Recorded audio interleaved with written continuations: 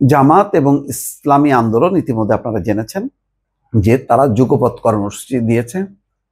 তারা পিআর বাস্তবায়নের দাবিতে আন্দোলন করবে। তাদের আন্দোলনের মধ্যে আছে জাতীয় পার্টি সহ 14 দল নিষিদ্ধ করা, লেভেল প্লেইং ফিল্ড সহ আরো দাবিতে। এই দাবির মধ্য দিয়ে কার্যত কিন্তু একটা বিভাজন তৈরি হলো, এটা পরিষ্কার। সেটা হলো বিএনপি একদিকে চলে গেল, অন্যদিকে ইসলামী এই দলগুলোর সাথে আরো যাদের থাকার কথা তারা হচ্ছে এনসিপি, গণ অধিকার পরিষদ, এবি পার্টি, তাদের নামটা সামনে এসেছিল। কিন্তু এখন দেখা যাচ্ছে যে না, শুধু ইসলামী আন্দোলন, খেলাফত মজলিস আর হচ্ছে জামাত ইসলাম, তাদের সাথে কিন্তু যুক্ত হয়নি গণ অধিকার পরিষদ। গণ অধিকার পরিষদের রাশেদ খান বলছেন যে নতুন করে কারোর সাথে যুগপৎ নয়। কারণ কি, সেই ব্যাখ্যা তিনি দিয়েছেন। বলছেন যে ফ্যাসিবাদ বিরোধী শক্তিকে ঐক্যবদ্ধ রাখার পক্ষে গণ অধিকার পরিষদ। এটা কিন্তু গুরুত্বপূর্ণ। এখন এমন একটা সময় এই আন্দোলনটা আসলে সরকারকে বিব্রত করবে, কিন্তু একেবারেই বিপক্ষে চলে যাবে বিএনপির, কারণ বিএনপি এই পয়েন্টে একমত না। তো কথা ছিল যে যখন কোনো পয়েন্টে কেউ একমত হবে না, সেটা বাদে বাকিগুলো নিয়ে ঐক্যমত হবে, আর ওই পয়েন্টগুলো তখন নির্বাচনী ম্যানিফেস্টোতে তারা যাবে, জনমত তৈরি করবে, তারপর ক্ষমতায় এসে তারা সেটা ইমপ্লিমেন্ট করবে।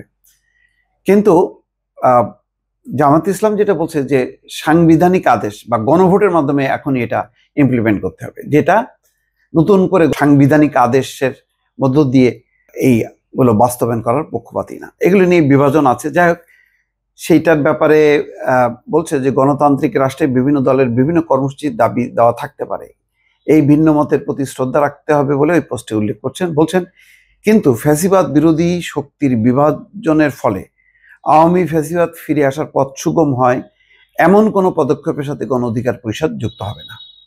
তবে আওয়ামী ফ্যাসিবাদের পুরোপুরি বিনাশে ঐক্য গঠনের পথে আমরা ইতিমধ্যে দলীয় কার্যালয়ে বহুদলীয় বৈঠক এবং শাহবাগের সংহতি সমাবেশ করেছি, তিনি বলছেন।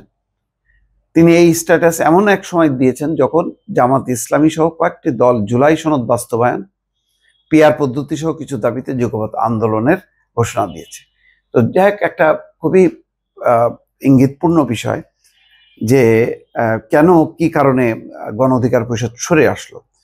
এখানে রাশেদ খান তার স্ট্যাটাসে আরো পুরো জাতি এবং রাজনৈতিক দলগুলোর মধ্যে বিভেদ এড়িয়ে এক এবং ঐক্যবদ্ধ থাকার কোনো বিকল্প নেই বলে আহ্বান জানিয়েছেন। বিভাজনের যে কোনো সুযোগে আওয়ামী লীগ ফিরবে দ্বিগুণ শক্তি নিয়ে, তখন কারো শেষ রক্ষা হবে না বলেও উল্লেখ করেন রাশেদ খান। সকলকে ঐক্যবদ্ধ থাকার আহ্বান জানাচ্ছেন। ভালো, এটা একটা পলিটিক্যাল স্ট্যান্ড। আমার ধারণা যে এনসিপিও হয়তো এই পয়েন্টেই তারা আর যুগপৎ আন্দোলনে যায়নি, কারণ এই যুগপৎ আন্দোলন মানে হচ্ছে এখন বিএনপি সহ যদি সব দল একমত হতো তাহলে তো এটা প্রধান উপদেষ্টার কাছে বললে প্রধান উপদেষ্টা সেটাই ইমপ্লিমেন্ট করতো। যেহেতু একমত না, সুতরাং এখন পিআর চাই, আর তারা যদি বলে যে আমরা চাই না, তখন আরেকটা আন্দোলন। তাহলে এই অবস্থায় ইউনূস সরকার কি করবে? এটা কার্যত তাদেরকে বিব্রতকর অবস্থার মধ্যে ফেলে দেওয়া হবে। সুতরাং ওই ভুল তো শুরুতেই।